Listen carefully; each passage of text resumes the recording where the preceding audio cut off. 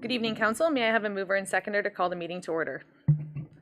Deputy Cabral, Councillor Garwood, that the special meeting of the Council of the Township of Springwater of December 19th, 2022 come to order at 5 p.m. All those in favor? And that has carried. Council, are there any disclosures of pecuniary interest this evening? And seeing none, I will turn it over to Clerk Chaperone to start the discussion on our hot topics.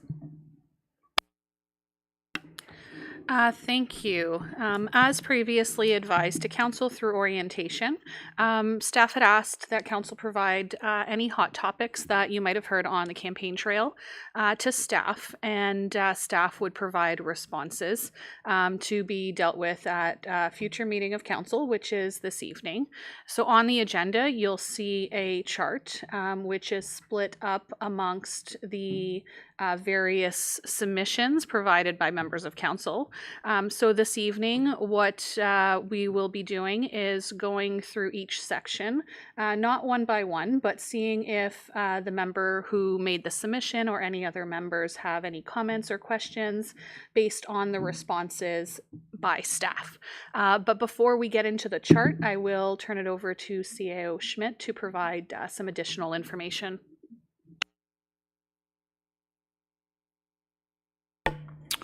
Thank you, Clerk Ainsworth. My apologies up front to Councillor Moore this evening. Councillor Moore and myself met towards the end of October to discuss a number of her hot topics or concerns that she heard on the campaign trail, which was a few weeks in advance of this initiative coming forward and being presented to Council at the Council orientation session. So, Councillor Moore, my apologies. We did not include your 5 or 6 items that we had spoken of, and with that, I'd be happy to discuss those items as we move through the discussion tonight. Again, not provided on the chart, but happy to indicate what those items were, so that all members of Council and the public are aware of what some of those concerns were. So, Clerk Chaperone. Thank you. I will share my screen and get the chart up to aid through the discussion. I wondered why you were enunciating Ainsworth so sorry. Okay, so before you see the chart, I'll go through and pinpoint any items that members would like to speak specifically on. So these were put in no specific order. They were just put into the chart as they were received. So there's no other reason for the order that these are in. So first on the chart is the submissions from Councillor Garwood. So you'll see those as the first 7 noted on the chart. Are there any additional questions or comments that Council would like to make pertaining to Councillor Garwood's submissions?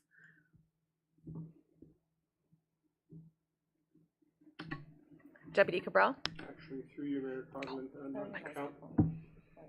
through you, Mayor Coughlin, not to Councillor Garwood per se, but actually to Clerk Ainsworth. Are we also going to be speaking or question on staff comments as well as we're going through, or just comments on councillors? Just wanted to clarify that. Thank you.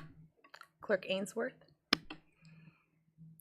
If there are no comments or questions regarding Councillor Garwood's submissions. Oh. Councillor Alexander. Thank you. Through you to whoever. Now, I did notice the comment further down, and I'm not sure if it was on Councillor Garwood's or someone else's submissions, but with respect to kind of the township's rental space and where our opportunities are at using EDHS. And there was some comments about that further down, but I am wondering as we kind of move forward with that initiative, if this is something where we can take advantage of that as well. CAO Schmidt. thank you, and through you, Mayor Coughlin, to Councillor Alexander. It is a topic, Councillor Alexander, that staff have been discussing, and we are planning on bringing forward a report in the new year to discuss our partnership with EDHS. in the hopes of moving that initiative forward. So at this point in time, I can't really divulge much more information than that, but it is definitely on our work plan to bring something to council in the new year. Obviously, we've with COVID over the last number of years, the school board has essentially not allowed for rentals in EDHS, but as that has now started to open up and rental space is now available, it is something that staff will be bringing forward for your consideration. Thank you, CO Schmidt. Clerk Ainsworth, if you wanted to continue down the list. Thank you. The next submissions are from Councillor Thompson. So there are 6 submissions noted in the chart. Are there any questions or comments pertaining to the submissions or the staff comments included? Councillor Thompson. When I was out canvassing, I noticed a lot of residents had a lot of hostility, like that's probably the correct word, to the closing of Wilson and how long it lasted. What would be your best recommendation as if some future event like that took place, is for how to residents to, because I know it's a county road, it's really not a township road, where could they go to vent their displeasure or to get some action? CO Schmidt. Thank you, Mayor Coughlin. Through you to Councillor Thompson. Councillor Thompson, absolutely, we understand the frustrations that residents had with regards to Wilson Road and the length of time that it was closed. With all due respect, I guess, we made sure that individuals were safety was number one, and obviously with some of the unfortunate happenings that occurred in Barrie earlier this year, we wanted to make sure that we didn't have that same type of event happening here. There were some, if you travel along Wilson, there are some areas where we had some concrete barriers that were exposed as well. And so we wanted to make sure that, again, it was safe for everyone to commute. The project is a township project. Unfortunately, when the project was happening, we never know what's in the ground, if you will. And unfortunately, this happened. We would have liked to have had it open earlier. We talked and we debated about having a single lane open. I'll be honest with you, when it first happened, I experienced that, and I found that, to be honest, more frustrating than actually having the closure and just being redirected. Waiting for 20 minutes in a closure was not fun either. So hopefully we don't have to experience again. We did work with the county. We tried to push out messaging through social media as best we could. Again, I think it's something that we learn from, and we make sure that if and when we have a similar situation in the future with the county, is just, again, working with them and trying to be more proactive and trying to get messaging out through them, through us, as well as use other means, whether it be their websites, whether it be other platforms that we might be able to get the message out. Councillor Thompson. So I assume there was extra charges involved in this too. Is the township on the hook for those charges, or the developer? CO Schmidt. Thank you, through you, Mayor Coughlin, to Councillor Thompson. So it is a developer-funded project, so no expenses to the township.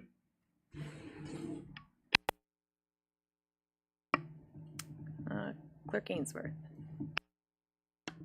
Thank you. Are there any other comments or questions regarding Councillor Thompson's submission?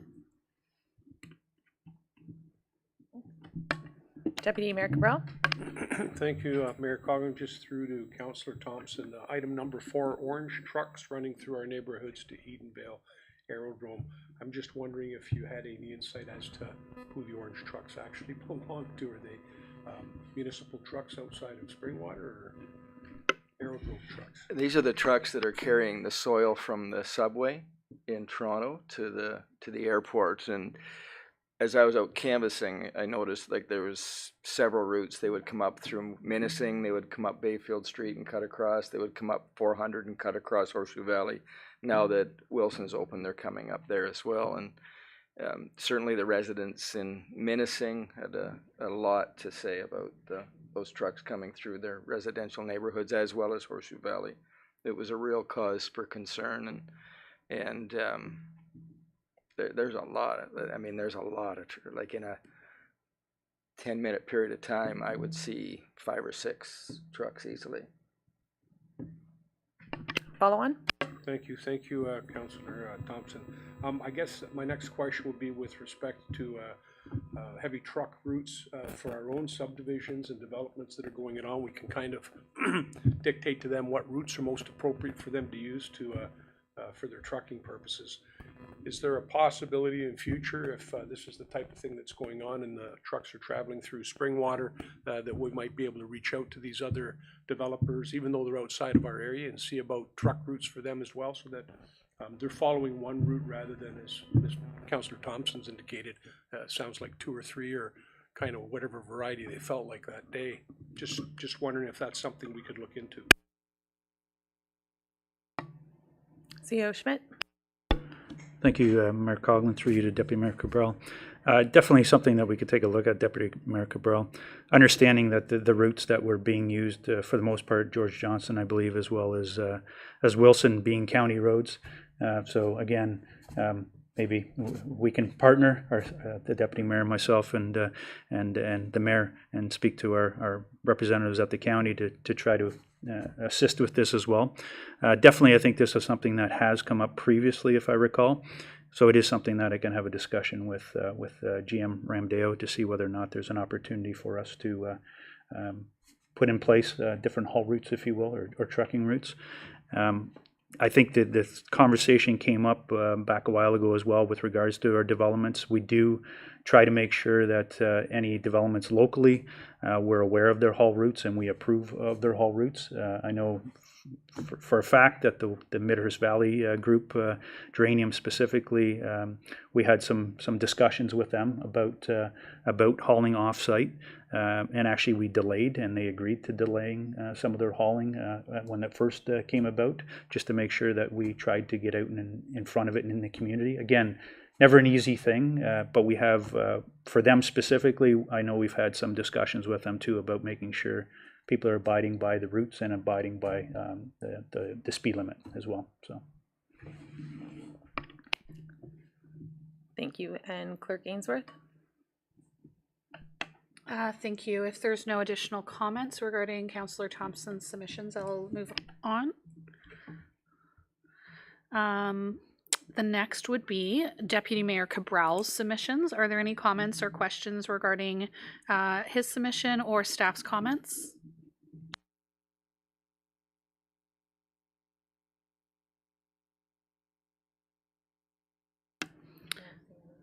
Thank you, and I will now move on to the submissions by Mayor Coughlin. Any questions or comments regarding the submissions or staff comments?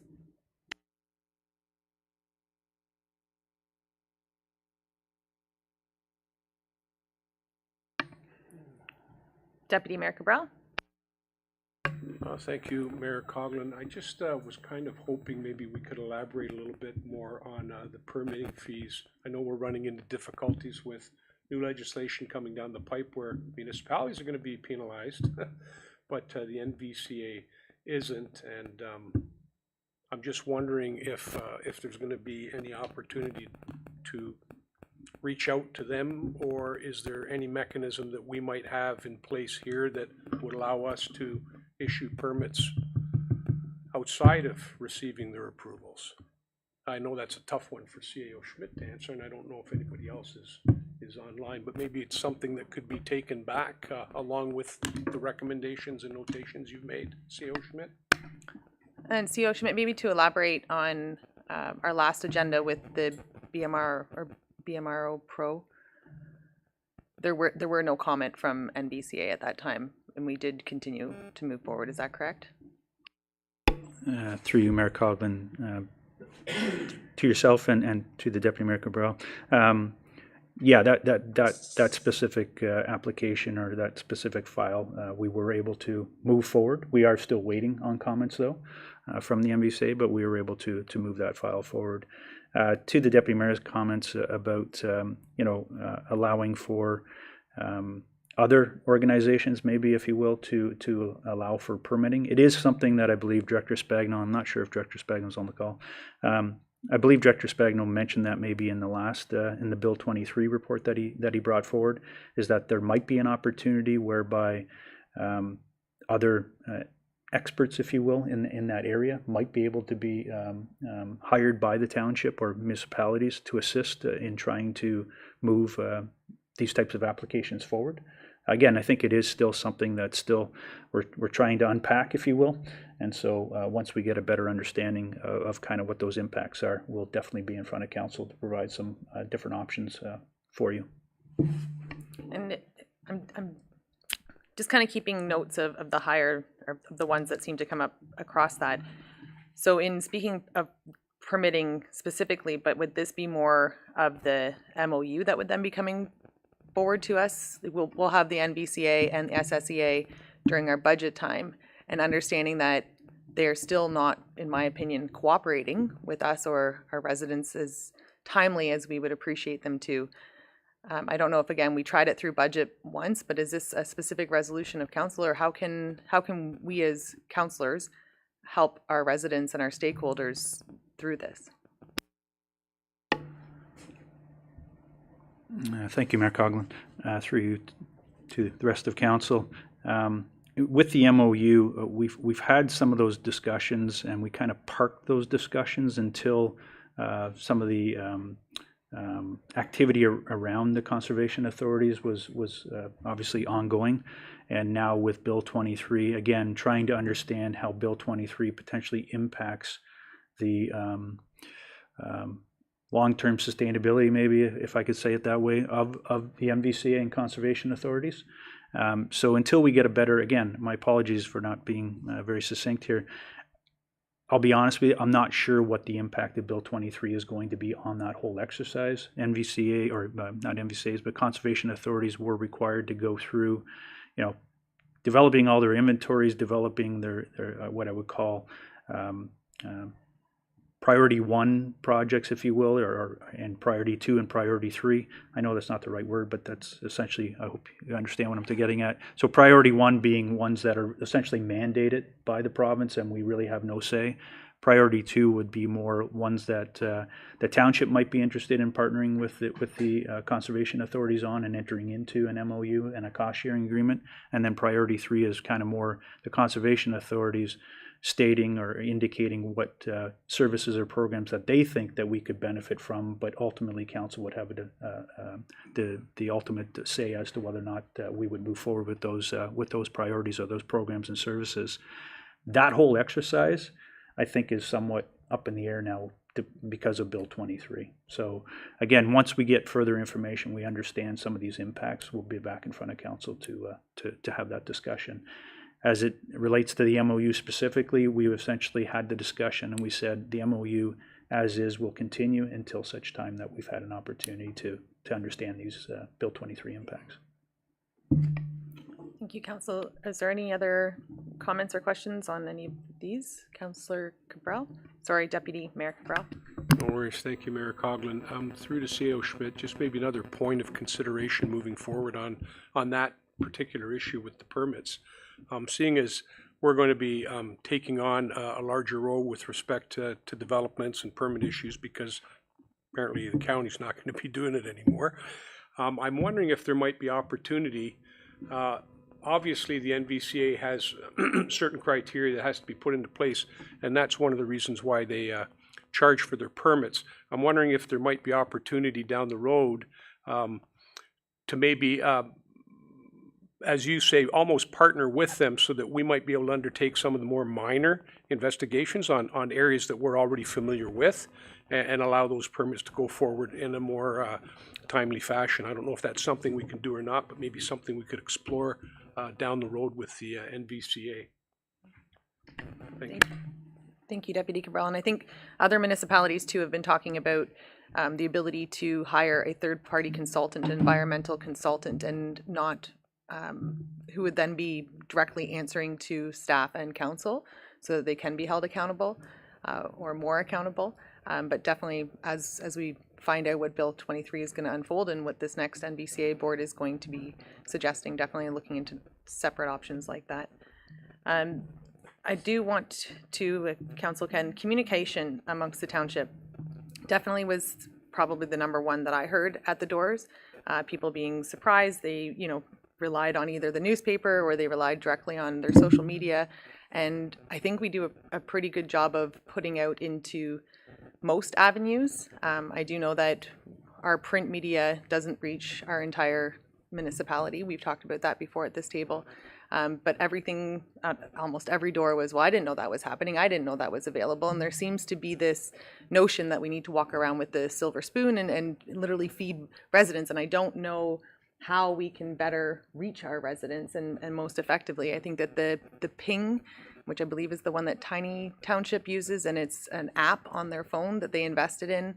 I don't know if that's our best option, but communication with the residents is definitely something that I would like to pull from this. I'm hoping that we can identify, I don't want to call it council's strategic plan, but areas that we really want to focus on to make a change, and communication, not just internally amongst staff and council, but the external communication that comes from, because we do put it on our website, we do push it out on social, we do, have direct mailers at times. I think we are, but again, residents are still not satisfied by it. So I'm not sure what else we can do, or if it just needs to be more of the same, or if there's a completely different avenue that, I don't know if anybody else heard the same thing on the trail. Deputy Cabral? Thank you, Mayor Coughlin. I just want to comment on that because I think part of the issue is it's the old adage, you can take a horse to water, but you can't make them drink. We can send out flyers with our water and wastewater bills. We can put stuff in the link on a regular basis. I had one fellow that when I was on the campaign trail was asking me about the committees, so I told him, well, it's in the Springwater News. And he went and got it from the recycling box. I don't even think the man had had a peek at it yet, so I was a little bit disillusioned about that. But one of the things that I did find is there's a lot of misinformation out there that is coming from what some folks feel might be credible sources. And I'm wondering if there might be opportunity once again for Township to partner with some of the local Facebook pages that are community driven. There's one in Midhurst, apparently there's one in Elmville, there's one up in Stone Manor. And I suspect probably maybe some councillors are familiar with them. I'm not really social savvy, let's say, on the social media front.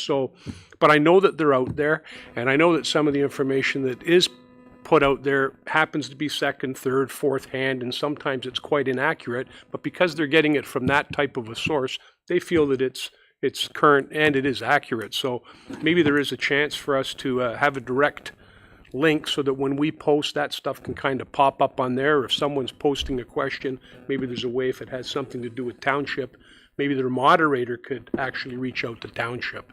Just another avenue that I think would be helpful. CEO Schmidt? Thank you, Mayor Coughlin. Through you to Deputy Mayor Cabral. So Deputy Mayor Cabral, absolutely, and our communications staff of one, does their best. And to be honest with you, some of these Facebook pages we've asked to sign up for, and in some cases are not being provided the avenue to do so. Obviously, it's a community-based type page, if you will, and so sometimes they don't want Township intruding, if you will, or being involved. That said, I'll take the opportunity to put a plug in now for our 2023 budget. So you will see likely a request for some additional assistance in communications and community engagement piece. So again, we have one staff member in communications, and I think what your other comment is really trying to get out into the community and actually engage in the community. So actually having somebody go to the actual residents as opposed to us trying to push something to them and or them trying to obtain something through social media and or a newspaper, whatever the case may be. It's that human interaction piece, if you will. So that is something that you'll see come forward, and hopefully we can get some support from council. But again, that is another way for us to try to get messaging out to our residents. So I would advise you of that coming forward. Councillor Moore? Thank you, Mayor Coughlin. I think it's a really good opportunity to relook at the Barrie Advance too, because even on the campaign trail, I heard it. You know, there's folks down here that still think they live in Barrie, even though they pay their taxes to Springwater. They have had Alex Nettles signs on their yard. So I think that it's just another way to advertise in the Barrie Advance will reach a lot of folks down here in the Midhurst area, especially, and in Ward 4. So I think we should take another look at that. Maybe if we do that at budget time, that's fine, or we could bring it up separately. Thank you, Councillor Moore. I absolutely agree. And CEO Schmidt, is that something that we would have an opportunity to just discuss during budget, or would that be a separate notice of motion then? And it has been within a year, so would it be a reconsideration? My apologies, Clerk Ainsworth. Thank you. Yes, as that's been determined by council in a previous meeting, it would need to be a reconsideration. And if a member would like to pursue that, I would just recommend speaking with myself, and I can prepare the member for a reconsideration at a future meeting. Councillor Moore, follow on. Yes, thanks, Mayor Coughlin. I think it wouldn't be just specific to the Barrie Advance. I think we could take a larger look at all the print media as well as social media, et cetera. I'll touch base with you, Renee. Perfect. Are we moving on to the next part? All right. Sorry. Over here. CEO Schmidt. Thank you, Mayor Coughlin. I just wanted to, as I mentioned earlier, I just wanted to indicate the 5 or 6 items that Councillor Moore had also brought forward to our attention. Councillor Moore, if hopefully you're okay with me presenting these, and if I get them wrong, by all means, please correct me. The first item, I believe, related to the Stone Manor Woods Phase 1 park, and just more with respect to some concerns over the outdoor park or the outdoor rink that the volunteers have been, I guess, maintaining over the last number of years, and just trying to assist them as it relates to the outdoor rink and some different options for them and amenities for them to try to make that a little bit easier for them on a go-forward basis. Second item was more speeding related, so specifically on Seaton and Sunnydale Road, just some speeding concerns which we've tried to address through the OPP. There was another specific item regarding Stone Gate subdivision, so not Stone Manor, but Stone Gate, which is right beside Stone Manor, just with regards to some speed limit signs. Next item was some discussion about photo radar. The fifth item was with regards to homelessness, actually, on a property over by George Johnson Parkway. Near Snow Valley Road. It's actually an M&R property, so we've reached out to the M&R and just made sure that they were aware of the individual, and to our understanding, the individual was in communication with M&R staff. I'm not sure what the status of that is anymore, but definitely we've reached out to M&R. And then the last item was just the gravel pits, and obviously councils have some discussions regarding gravel pits of recent. So those are the items that I recall, and Councillor Moore, if I missed any, please let me know. Thank you. Councillor Moore.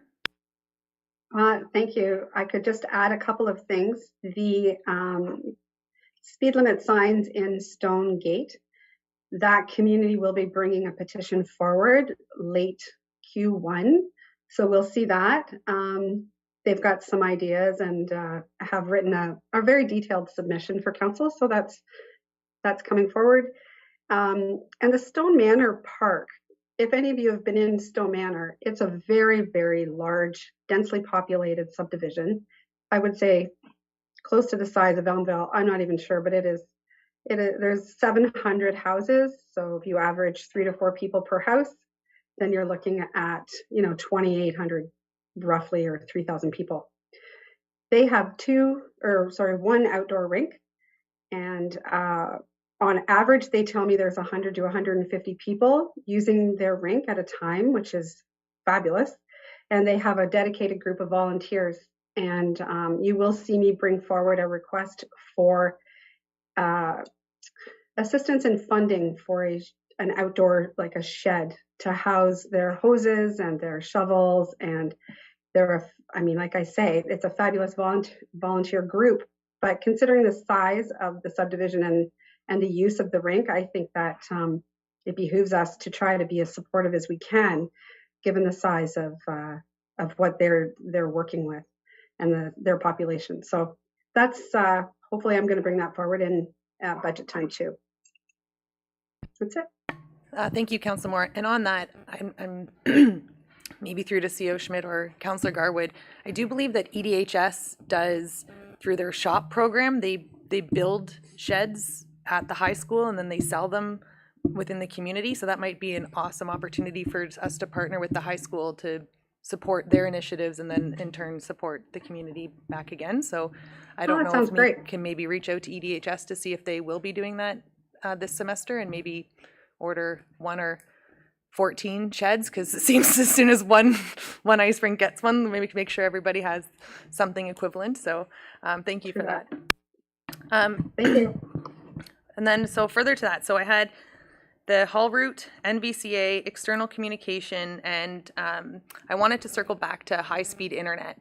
And I do know that Ward 3 right now, there's a lot of work going on, and I'm not sure if the other communities are experiencing that. So maybe just an opportunity in the recent or the near future for us to update residents as to, I know it's not our plan, and it's not always easy to get information from them as to where they're at and along what type of progress is being made. That might be an opportunity for us as well. All right, so for the second part of this, I just kind of wanted to touch base or have like a roundtable discussion just about the agenda and how everybody's feeling with the pulling of items, if we still like having the consent agenda where we go through and then pull the ones that we want to speak to, or if there's any changes. I knew Councillor Moore had spoke to potentially adding O Canada to the agenda. How's everyone feeling with the way the meetings are? I know we haven't had any super meaty agendas yet, but how's everyone feeling about the process or procedure so far? Deputy Mayor Cabral. Thank you, Mayor Coughlin. I can't speak for new members of council, but I did experience council meetings prior to having a consent agenda with numerous items. What I have found on several occasions, however, with that particular model is sometimes, and I'll be quite honest, I have forgotten to pull something. Also, I know that sometimes it has been, fairly confusing. So I'm kind of the mind that it's sometimes easier to just do one step. I know initially it was to streamline things. However, given some of the obstacles or shortcomings that I've observed, and also, like I say, when we're trying to figure out what we're pulling, what's going to be asked a question on, those kind of things, it tends to get a bit confusing and sometimes a bit muddled. So I think at this stage, my preference right now would probably be to go back to where we just followed the agenda right down one item after the other. That would certainly negate the confusion aspect. We'd always be able to ask a question on any particular one, and we'd always be able to discuss and debate any of the items that needed to be discussed or debated, unless, of course, there's another way where instead of pulling items that we wanted, if there was a way to pull the ones that we didn't want to speak about, like almost a negative option, although I think that might end up being just as confusing. So that's my take on it, and maybe part of the problem lies with me. Maybe I'm just not laid out to grab it and grasp it the way it is. But I know, as I say, there have been a few that I've wanted to speak to that I've missed in the past, simply because of the format. Clerk Ainsworth. Thank you through the mayor to Deputy Mayor Cabral. I have seen a process with other municipalities where members of council would advise ahead of time what they would like to pull. It would be triggered by an email or something from myself stating, do you have any items that you would like to pull? And that way they would automatically be pulled from the agenda. That is one way of trying to mitigate any issues with the consent agenda. Not having a consent agenda, council this term wouldn't really see much of a difference, but the agendas will start ramping up. Sometimes you can see 15, 20 action reports on an agenda, and it does make for a very lengthy meeting. This is just one way of really streamlining the meetings. So I would recommend remaining with a consent agenda and just trying to find other ways to mitigate through any issues of confusion or maybe trying to streamline that process even a little bit more. The meetings without a consent agenda can easily last till well past 10 p.m. and this is just one way of trying to mitigate the amount of time that needs to be spent during a regular meeting. Follow on. Thank you, and I certainly appreciate your comments, Clerk Ainsworth. And I'm not necessarily opposed to it, and I think the times when I find it most confusing and we seem to run into difficulty is when there is a large number of items on the consent agenda, 9 or 10 or 12, and we're trying to pull this one and pull that one. However, based on your suggestion that possibly council members might be able to send an email to have something separated right off the bat, I could certainly support that. I also would like to be able to, though, at the meeting, if something came up last minute and we wanted to make a discussion, still be in a position to pull something from a particular consent agenda. Would that be feasible? Absolutely. Yep. Councillor Garwood? It was your turn. All right. Sorry, Clerk Ainsworth. Thank you. What I can do starting with the next meeting is I will send an email out possibly the Monday before the meeting, request any items to be pulled, and that would be prompted in the mayor's script for the meeting. So it would list that members have advised of these following items to be pulled, and then it would be, are there any additional items to be pulled? So there would be those two prompts, and I can start that process with this meeting actually coming up on Wednesday. Oh, that's great. Any other comments on the actual agendas or the procedure? I can see your hand here, but I can't see it there. You're like, you tricked me. You're moving all over the place, Deputy Cabral. Deputy Cabral. Thank you, Mayor Coughlin. I just wanted to comment on Councillor Moore's suggestion of singing "O Canada." I, for one, given the last presentation we had just recently where Mr. Mack came before us to donate that piece of land and work with the armed forces to bring that jet here, I think it would be fitting for council members to still sing "O Canada" at the beginning of each meeting. That's my thoughts on it. I don't know whether or not that's something that would be voted on down the road, but certainly something I think that should be taken into consideration. I don't know. I would suspect we're all proud Canadians, so I'm quite comfortable singing "O Canada," especially at a council meeting that we're representing the residents of Springwater who basically voted for us in a democratic fashion. So I'd support that. Councillor Moore?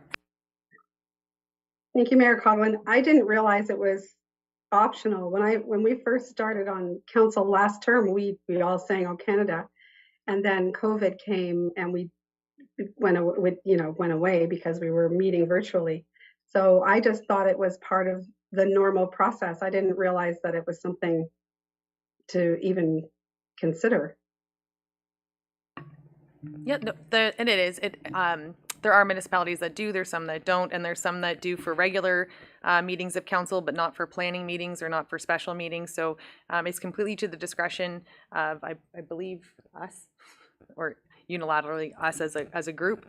So if that's something that we could see, maybe a good time then as we're moving forward with our land acknowledgement do we want to wait until then and have it all come forward as one change, Clerk Ainsworth? Thank you. It really is up to council. It's an easy addition to the agenda. I would recommend having it just for regular meetings. That was the past practice. Special meetings, it wasn't done, but we can start adding that back to the agenda as of the January 18th meeting. The only thing I would caution is because we are still all on Zoom tiles, everybody will stand up, so we'll have to adjust screens just for visual purposes of meetings, but that's something that we can make sure to have a process on. And as counselor, sorry, I'll get right back to you. Are we fine with a cappella? Because sometimes when we pull the tech in and with this virtual hybrid, whichever it might add, I know Michael can figure anything out, but I think if we just start with a cappella until, I mean, I'm totally fine with that. Keeps it simple. Sorry, Councillor Thompson's comment was, no, I think we need help. So, Deputy Cabral. Thank you, Mayor Coughlin. Just a question to Clerk Ainsworth with respect to adjusting our tablets for. Is there a possibility that we could just bring up the main chamber on here, but for everybody at home? They see that. That's what they're seeing. So there's really no need for us to tilt this when we stand up to single Canada, is there? Sorry, and during county meetings, during Zoom, we adjusted ours just so that people couldn't see our track pants on the bottom. So we would have just adjusted that way. But I think it was more just for optics, in that if we're standing up, we can stand behind our chair because we will turn to acknowledge the flag. That's a different perspective. I had not thought of that. Thank you. All right. So if there's any other comments on the agenda, the process, we can continue with those small changes there. The next one I wanted to talk to council about was a rotating chair. So there are other municipalities, and it was something I advocated for as councillor and as deputy, was the opportunity to learn and practice chairing a meeting. I didn't know if there was any interest from other members of council to have an opportunity as we continue on to simply take the chair on a schedule so that you would know and be able to participate in agenda review and be prepared for it. Or we can revisit this down the road if it's not of interest to anyone. I'm fine to keep it, but I myself was hopeful for the opportunity. So we can start with even having it at planning meetings, which seem to be a little bit easier to go through. So I'll just open that up for discussion if there's anyone who would like to comment. Well, good thing we have George here tonight. Deputy Cabral. Thank you, Mayor Coughlin. First off, I want to thank you for bringing that up. I know it was something that in the previous term, I think I'd spoken about it, not because I wanted to do it, it just as a topic. So I'm glad that you've brought it up again. Maybe the way it could be is basically canvass the members and see if they'd be interested in doing it. And I think your suggestion of maybe doing it at a planning meeting is actually ideal. I myself, to be honest with you, found it a little bit of a struggle. But I think if you do it a few times, it does start to become a lot easier. And at some point in time, the chair may be turned over to any particular member. So it'd be nice to be able to move along smoothly. And just on that, it is typical practice when I do need to turn the chair, it would be to Deputy Cabral. And at the first couple meetings, I did turn it to Councillor Moore because she did have more experience with that, and I didn't want to throw anybody under a bus right away. So thank you again, Anita or Councillor Moore, for taking that on. So then that's what I'll do. I'll just wait, and if you guys just want to email me or whatever it is to express interest in it, and we can kind of keep an open mind as to that, or even after we go through a couple planning meetings, and I can reach back out and say, hey, this is a light one, does anybody want to take the chair on this tonight, and just kind of go from there, if that sounds good. The next one I have is council communication and the mayor's message. So they're to the discretion of council. There used to be in the Springwater News Council Corner, where there was a message from all of council to residents. That went to the wayside, I will say, in my first term, and it became the mayor's message, and then there was also repetitively, in my opinion, messages from all other members of council individually. I do know that there are times where a member of council may have a differing opinion than that of the direction of council. And I'm not intending to stifle anyone's ability to put an article in the newspaper, but I was thinking that if we were to go back to Council Corner where it's not simply a message from the mayor, I'm happy to continue to do that as head of council if that is the will of this council, that you want the mayor's message to come out. I like the idea of having, maybe a picture from something that we've attended, simply even just the food bank. There was a bunch of us there at that one, and just have a picture of us, because it's bi-weekly, and just say, here's what's happening in the municipality, here's kind of an update on what we're doing and what our initiatives are, or if we want to just remain status quo and have it continue to. I've recently learned that the mayor's message is in partnership with our communications department, which is a relief to me that I wouldn't have to write it myself. I wasn't aware of that. I thought that was simply past mayors doing that. So thoughts or anything about the communication from council? Councillor Moore. Thanks, Mayor Cogwin. Just curious, when I was speaking with Linda Belcourt from the Springwater News, she said that the back page was going to be dedicated to council or council members.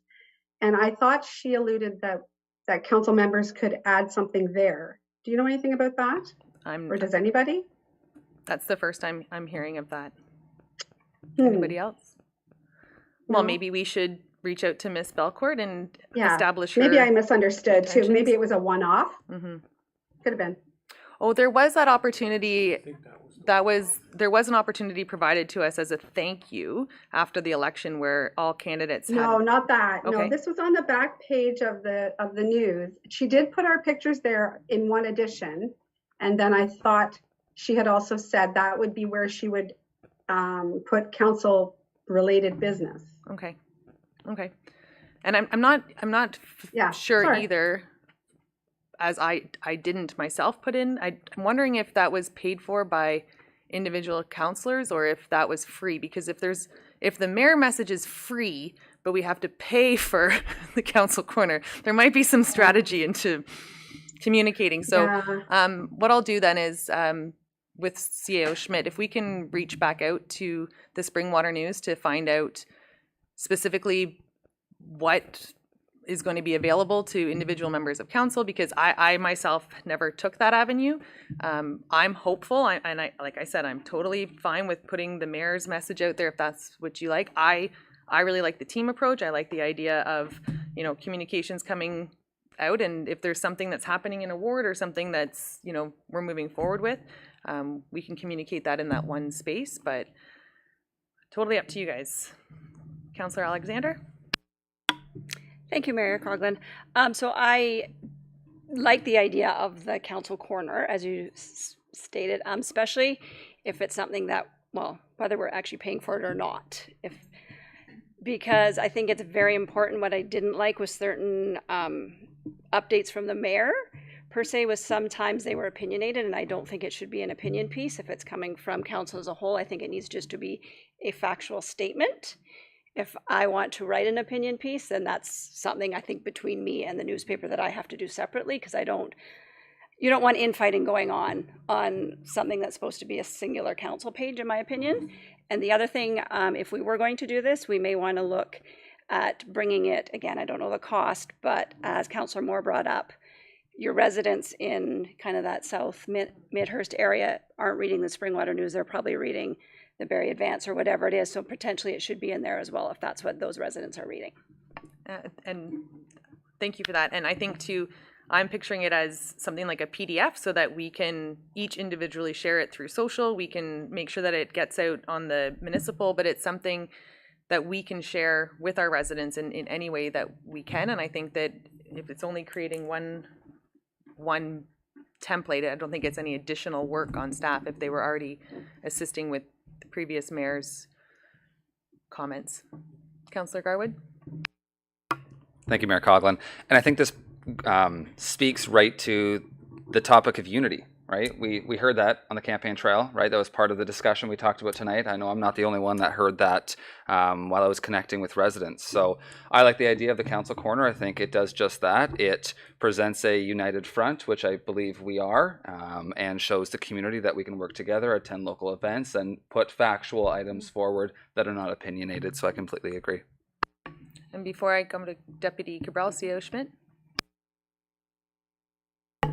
Thank you, Mayor Coughlin. Just to add to the conversation, for those that aren't aware, so this Springwater Township does, I believe the arrangement we have with Springwater News is we typically have a one-page advertisement, if you will, for this the township on a bi-weekly basis. And because of that, my understanding is that we get that mayor's or council corner column. So it's not an additional cost, I don't believe. I think it's part of the agreement that we have with them because we advertise on a fairly frequent basis with them. So, Deputy Cabral. Thank you, Mayor Coughlin. Having viewed and read them for 4 years, and prior to that, the other mayors, I did notice some significant changes. Originally, it was always a byline that it was their own opinion and did not reflect that of council as a whole. That seemed to go by the wayside towards the end. And to be quite frank, there was a lot of unflattering remarks in there, and it did become an opinion piece. However, the meat and potatoes of that particular article were, I knew, being drafted by our own communications officer. And the interesting part was that those particular pieces tended to be duplicated, maybe in that part that CAO Schmidt is talking about in the paper, where they basically reiterated the same things that Mayor's Corner was saying. So it was redundant, to be quite honest. And I think if something's coming from council as a whole, it does carry the weight of council and as a voice of the township as well, as opposed to one particular individual. And as I said, if things had been a little bit different and, hadn't swayed to opinion pieces, I'll be quite honest with you, I think some of the opinion pieces were part and parcel to the reason why council did have some divisiveness amongst ourselves. I know that the previous councillor for Ward 1 also had a page in there, and it was, at that time, I wasn't on council, but it was like reading two of the same thing. They both would be saying the same thing. So when I did become a councillor, one of the first things I made clear was that I did not want to participate in that type of dialogue with residents, but I would be supportive of something that was coming from council as a whole, much along the lines of what Mayor Coughlin and Councillor Garwood and Councillor Alexander have indicated. Thank you, Deputy Cabral. And on that, in previous terms, there would be a disclaimer at the bottom that said these opinions are my own. However, when there's a picture of someone wearing a chain of office, it's difficult for residents to dissociate that. So to me, it doesn't matter, even if I was to write it wearing a chain of office, that becomes the opinion of the mayor, and therefore as head of council, it should be an opinion of all of council. And I like the idea of it just being, it could be a picture that's 3 months old. I really don't care, but just keep continuing to show residents that we're out, we're together, here's what's happening, and carry on, because the information is there. Like, if they want to know what's happening in recreation, you can go online and find it. We don't need to take over the entire paper with, like you said, redundant information over and over again. So I think that we will attempt to talk to Ms. Belcourt about that. And then also in the first council corner, if someone has a better tagline for it, I just know that's what it used to be, just to advise residents that this is where council as a whole will be communicating with you, and that at any time if there is a need for an individual councillor to reach out, they will do so through a separate avenue or separate column, we'll say.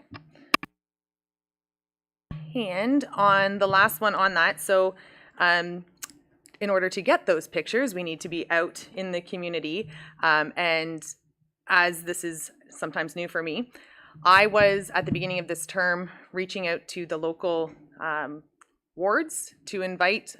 Often the mayor will get an invitation to attend something, and then I was reaching out to local ward councillors to see if they wanted to come with. But starting in January, you will be getting all of everything that I'm going to be doing, and I just want to be clear that this is not it's not something, it's not mandatory for us to attend. It's not, we all don't have to be everywhere all the time. But if it is something you would like to participate in, absolutely more than welcome to do so, and then just communicate with us so that we do know who is going to what. And at the same time, if you receive something of information of a new business opening or whichever that you think that council can support in any way, happy again to add that back to the calendar so that we can get out there. So that is, Councillor Garwood. Thank you, Mayor Coughlin.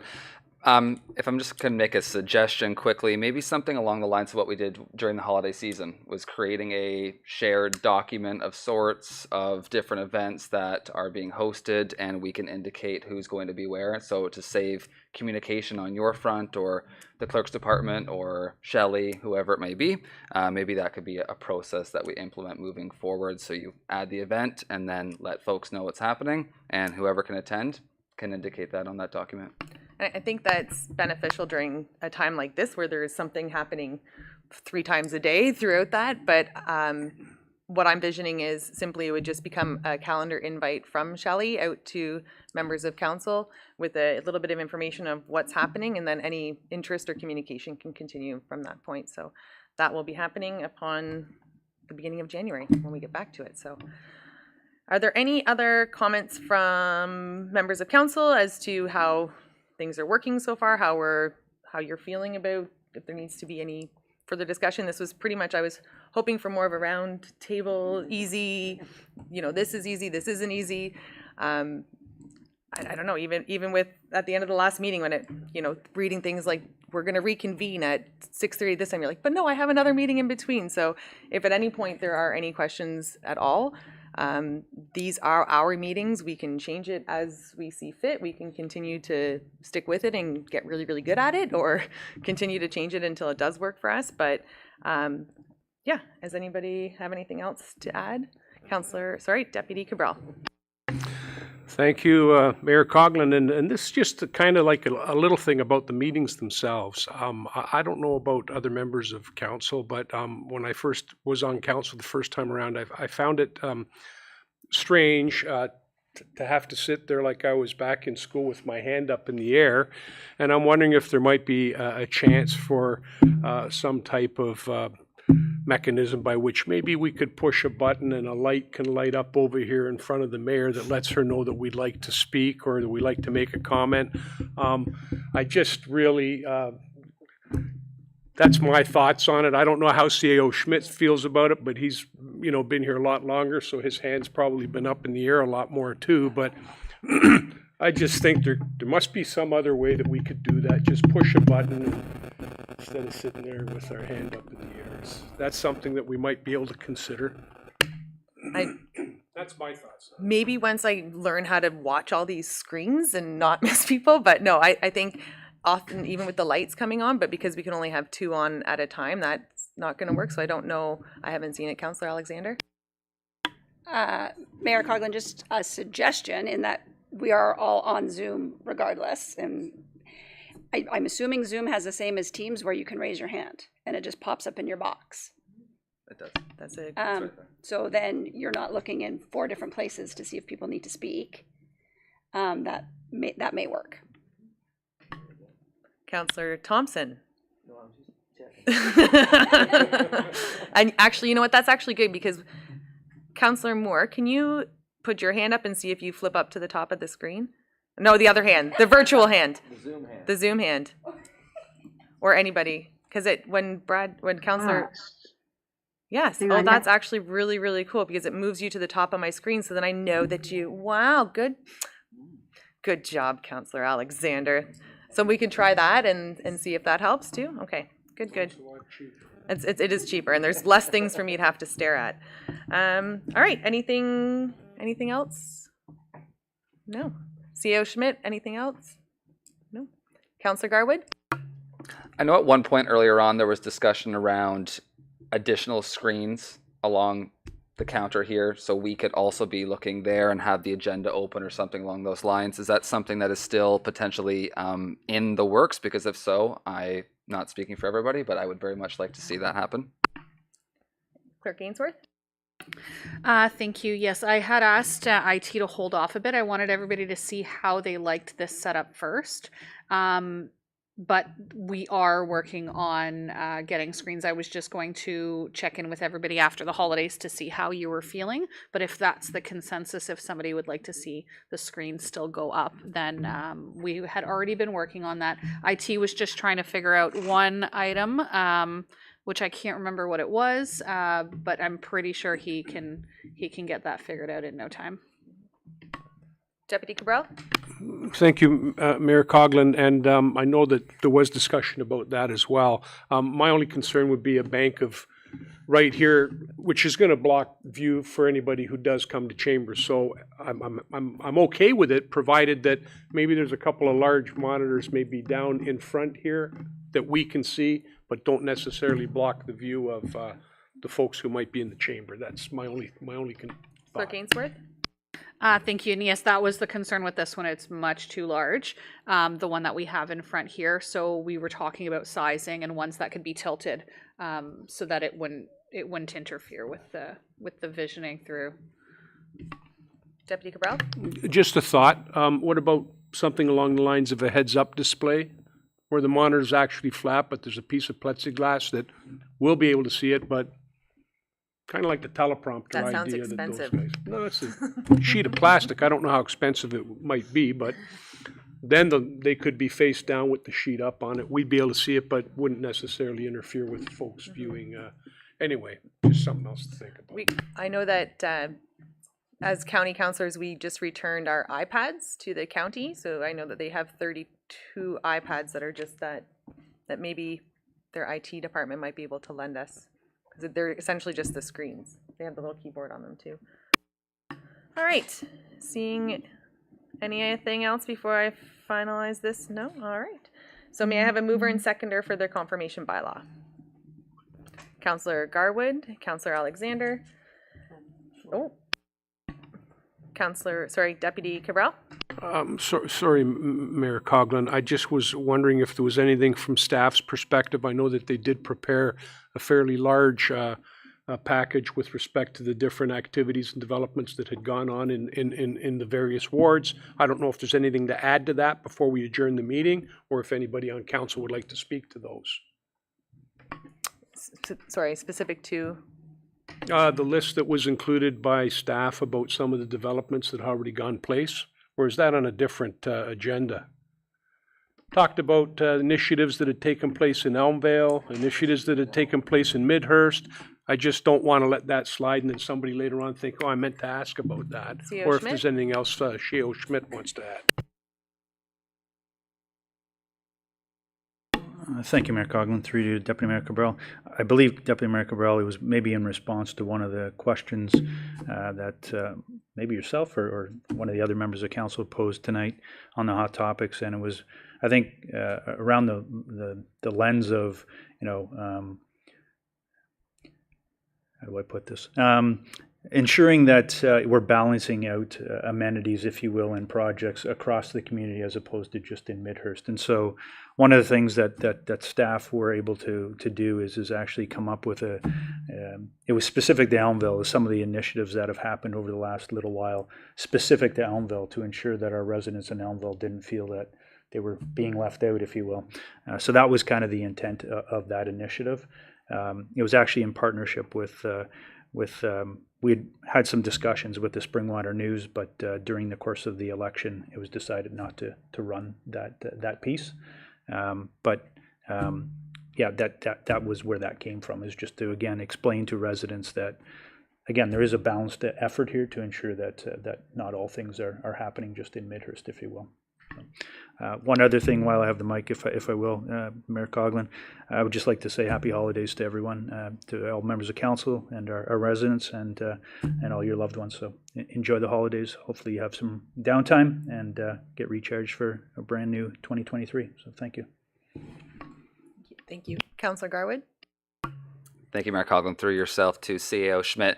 In regards to that Elmvale Initiatives document that was provided as Appendix A in the agenda here, you had mentioned that there was discussion around circulating that in whether it be the Springwater News or whatnot, but it was decided not to during the election period. Maybe is that something that we could look at in the future, at circulating that information? I think there's no better way. Obviously, we talk about communication. Something earlier on that I was going to make a note about was, I think the responses from staff, especially when it came to the mayor's question around communication, I think we all heard that type of concern, right? How do I get my information?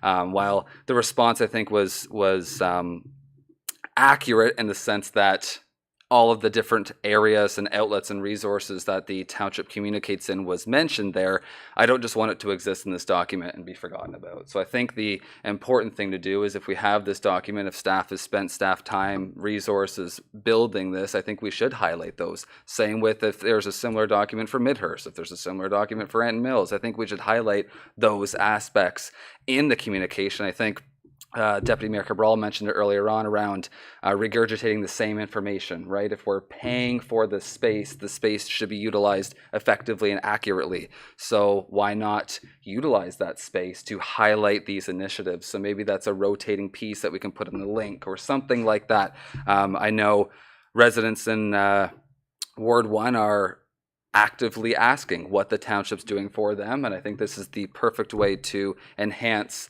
what a united council can do and has done. All right. So I do have my mover and seconder. The motion does read that the bylaw 2022-101 to confirm and adopt the proceedings of council at the special meeting held on December 19th, 2022, listed here and be signed and sealed for the mayor and clerk. All those in favor? And that is carried. And for an adjournment, may I have a mover and a seconder for adjournment, please? Deputy Cabral, Councillor Moore, that the special meeting of the Township of Springwater does now adjourn at 6:06 p.m. to meet again in the regular meeting on December 21st, 2022 at 6:30 p.m. All those in favor? And that is carried. Thank you, Council. Good night, everyone.